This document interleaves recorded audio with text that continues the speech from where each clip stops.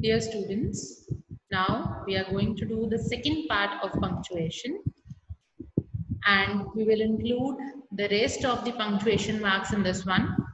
The first being apostrophe, then we have dash, semicolon, colon, and hyphen. Here, I did not have the provision of both dash and hyphen on my keyboard, so both of them look identical. However, if you see them, if you notice them, a dash is comparatively longer than a hyphen because hyphen is obviously used within a word.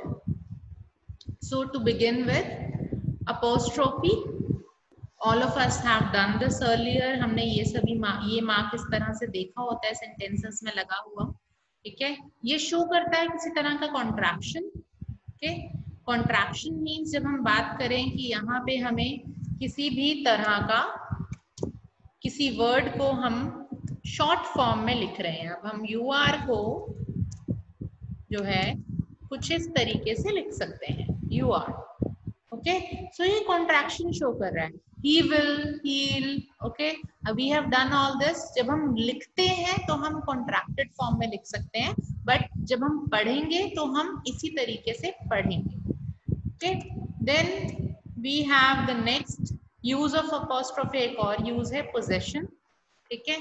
किसी का के की किसी का possession बताने के लिए हम ये यूज करते हैं, ठीक है। सो हाँ, जनरली आप लोग अपना इंट्रोडक्शन देते हैं। बहुत कॉमनली मैं बताती रहती हूँ कि जब भी आप कहते हैं my father's name is, okay, so my father's name, my sister's car, okay. जब किसी का आप एक्सप्रेशन दे रहे हैं, ठीक है, कुछ भी, बट यहाँ पे एक एक्सेप्शन है जो कि मैं आपको जरा अलग से बताती हूँ, okay. The exception here is, okay, that the exception here is with word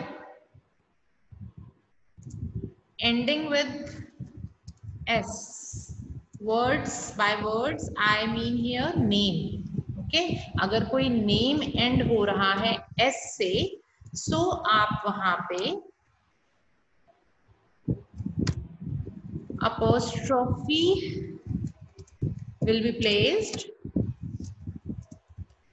at the, or you can say will be placed after s, okay. For example, someone's name is Richards, okay, किसी का नाम ही Richards है, ठीक है, या किसी का नाम पोरस है, okay.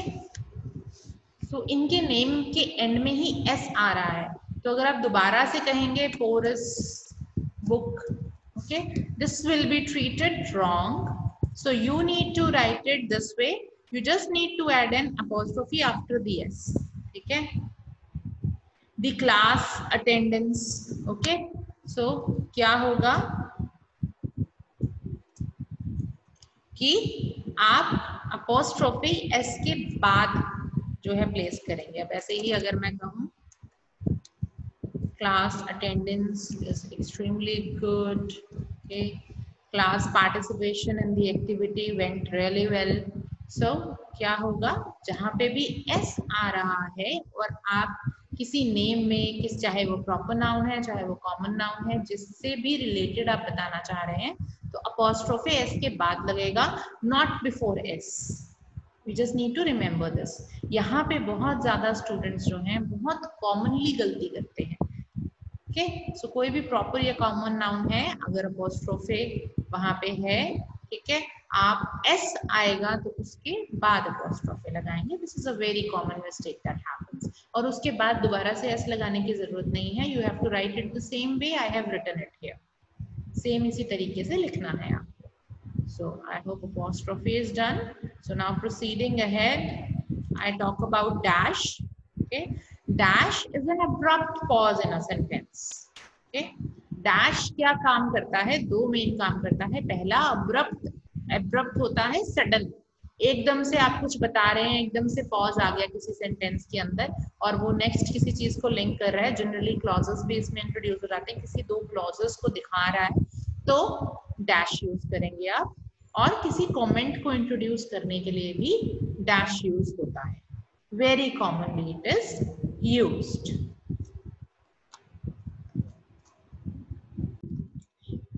So for introducing a comment, you can say the example, you can take the example of, I tell you few different things, okay. I like to play, okay. क्या अब मैंने इसके बारे में आपको आगे चीजें बतानी है, सो यूजिंग एन एक्सप्लेनेशन और अ कमेंट, ओके. सो मैं यहाँ पे 2-3 नेम्स अगर बताऊंगी, सो कॉमा से एक तो सेपरेट होंगे, वो ये चीज याद करो, हमारा कॉमा वाला concept, okay. And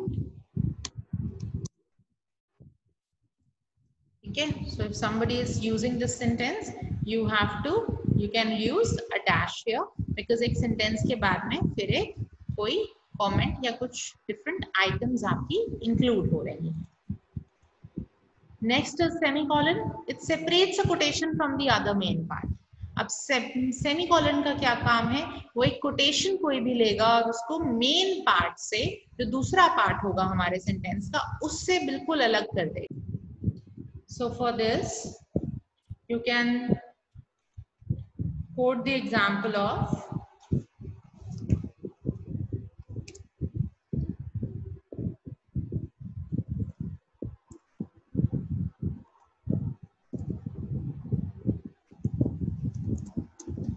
we face so many obstacles,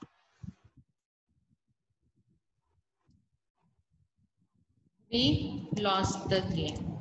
So within a sentence, आप देख रहे हो कि एक ही सेंटेंस के अंदर दो पार्ट्स हैं, however it is related to the main part only, so in such a manner we can use the semicolon.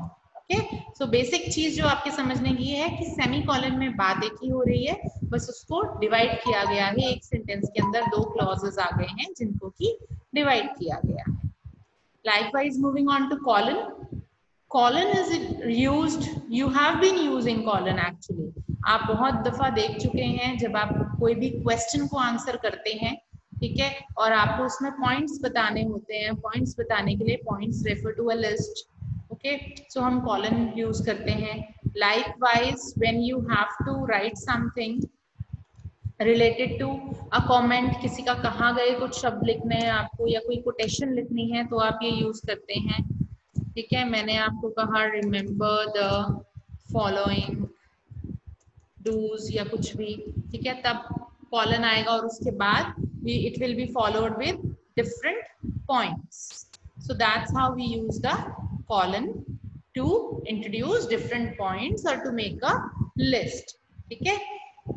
या किसी का कहा गया कोई कमेंट, कोई कोटेशन हम बता रहे हैं, ठीक. हाइफन का यूज इन सभी से बिल्कुल डिफरेंट है. जहां ये अबव 3 हमने जो किए हैं, डैश, सेमीकोलन, कॉलन, ये हमारे सेंटेंस को डिवाइड करने में हेल्प करते हैं, ठीक है. एक ही सेंटेंस के अंदर हम इनका यूज कर सकते हैं डिफरेंट तरीके का पॉज या कोई कमेंट, कोई लिस्ट, कोई कोटेशन बताने के लिए. हाल जबकि हाइफन का जो यूज होता है ये दो वर्ड्स को डिवाइड करता है, यानी कि कोई लंबा वर्ड बन गया जैसे कि कोऑपरेट, ओके, को एजुकेशन, ओके. लाइकवाइज आप न्यूमेरिक्स लिख रहे हैं, सो यहाँ पे भी आप हाइफन का यूज कर सकते हैं, okay. So these are the ways you can use hyphen, okay. So these are the next punctuation marks with few examples, okay. All these you have in your book and all these are generally used. तो जब कभी भी आप कोई sentence लिख रहे हैं, आप ये देखेंगे कि यहाँ पे आपको इस तरह से लिखना है. I have not gone deeper into discussing about dash, semicolon and colon, whereas they have a lot of uses. I have restricted it up till here. मैंने इतनी ही बात की है क्योंकि इतना ही इंट्रोडक्शन आपके इस चैप्टर के लिए सफिशिएंट है और जनरली भी समझने के लिए कि आपको किस तरह से इनका यूज करना है. Rest maybe in some advanced grammar class I will discuss how all these are used because it requires a lot of time and lot of effort on doing it. Okay, effort on your part, time on your part to understand how all these are used. So just remember and don't make the common mistake I told you about apostrophe. Always remember this exception which many students forget. Okay, so take care of yourselves, study well,